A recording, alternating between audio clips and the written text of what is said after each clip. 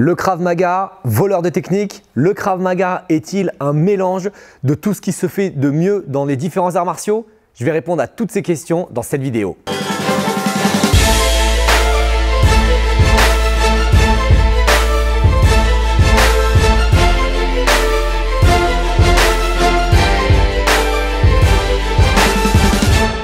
Bonjour à vous, Emmanuel Ayache, expert international en Krav Maga Self-Défense et auteur du livre Défendez-vous.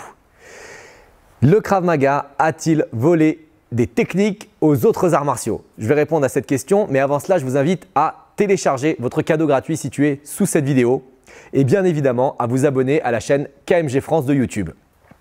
Souvent, lorsque je me déplace, on me dit ou j'entends dire mais en fait, le Krav Maga, c'est un peu un mix de ce qui se fait de mieux. Ça veut dire que vous avez pris ce qui se fait de mieux en jiu-jitsu brésilien, ce qui se fait de mieux en Kali, ce qui se fait de mieux dans tous les arts martiaux et vous avez fait le Krav Maga.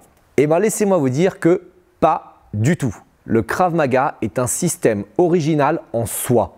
C'est-à-dire que le Krav Maga apporte des réponses spécifiques qu'on ne retrouve que en Krav Maga. Alors oui, le fondateur du Krav Maga, Imi Lichtenfeld, pratiquait pas mal de sports, notamment la boxe anglaise où il a été titré et aussi la lutte où il a été titré. Mais en plus de ça, il était acrobate, il était nageur, donc c'était un sportif aguerri. L'essence même du Krav Maga, c'est la rue. C'est-à-dire que Imi, lorsqu'il était plus jeune, a malheureusement fait une expérience assez importante de combat de rue. Et de combat de rue, 1 contre 1, 1 contre 5, 1 contre 10, un groupe d'individus, 10 personnes contre 100 ou 200 personnes qui venaient pour tout casser dans les quartiers juifs de l'Europe de l'Est avant la guerre. Donc le Krav Maga a pour origine l'efficacité. Ensuite, c'était l'efficacité sur le champ de bataille en 1948. Et ensuite, ça a été l'efficacité pour les civils à partir de 1964. À aucun moment, Imi n'a été voir les différents arts martiaux en disant « Ah tiens, c'est bien, ça je le prends. Ah tiens, c'est bien, ça je le prends. » Au contraire, il a développé tout un panel de principes et à chaque fois qu'on venait le voir ou qu'on venait voir Eyal Yanilov, fondateur de KMG et bras droit d'Imi Lichtenfeld, à chaque fois qu'on venait les voir pour dire voilà, il y a eu ce problème, on nous a attaqué avec une hache de haut en bas ou on nous a attaqué au couteau alors que l'attaque venait de côté, le Krav Maga n'allait pas voir ce qui se passait dans les autres sports de combat, mais au contraire, réfléchissait en fonction de ses propres principes pour proposer la meilleure technique. Donc ce qu'il faut comprendre, c'est que le Krav Maga sont des principes et en fonction des principes, on génère des techniques. Évidemment, on retrouve des choses qui se croisent. C'est-à-dire qu'un coup de poing, c'est un coup de poing. Il n'y a pas le coup de poing de Krav Maga et le coup de poing de boxe anglaise et le coup de pied de karaté.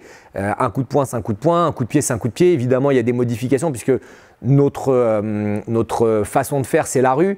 Donc, si par exemple, je vous donne un exemple bête, si par exemple en garde, certains styles peuvent avoir une garde haute, en Krav Maga, on va conseiller une garde un tout petit peu plus basse pour avoir un champ visuel à 180 degrés. Parce qu'on a besoin de regarder ce qui se passe à gauche à droite parce qu'en Krav Maga, on peut avoir plusieurs attaquants. Ce qui ne se déroule pas sur un ring de boxe, il n'y a pas plusieurs attaquants sur un ring. Ça ne se déroule pas dans une cage de MMA, il n'y a pas plusieurs attaquants, il y a un attaquant. Du coup, il peut y avoir des modifications. En Krav Maga, on va parler des différentes armes. Certains styles, c'est pied-point. Donc vous voyez, mis à part ces ajustements, on retrouvera des choses qui sont commun dans tous les sports de combat. Mais les techniques spécifiques, défense contre une menace pistolet, défense contre une menace arme longue, défense contre une attaque couteau, défense contre une attaque bâton, c'est vraiment spécifique au Krav Maga. Donc ce que vous devez retenir de cette vidéo, c'est que le Krav Maga est sous-tendu par tout un panel de principes qu'on ne retrouve que en Krav Maga et que les techniques sont développées en fonction de ces principes. Et certainement pas en fonction de qu'est-ce qui marche à gauche, qu'est-ce qui marche à droite, puisque ce qui marche dans un système, ça marche pour leur système. Avant de finir la vidéo, je vous donne juste un autre exemple. Par exemple, en jiu-jitsu brésilien, un étranglement en triangle ou un jujigatame, c'est une clé de bras en extension, c'est hyper efficace. Mais le Krav Maga ne va pas le prendre parce que ça ne correspond pas à notre réalité. Donc, chacun fait ce qui correspond à sa réalité. Voilà, c'est tout ce que je voulais vous dire dans cette vidéo. N'hésitez pas à poser vos questions dans la zone de commentaires située sous la vidéo et bien évidemment, likez, partagez et je vous retrouve très prochainement.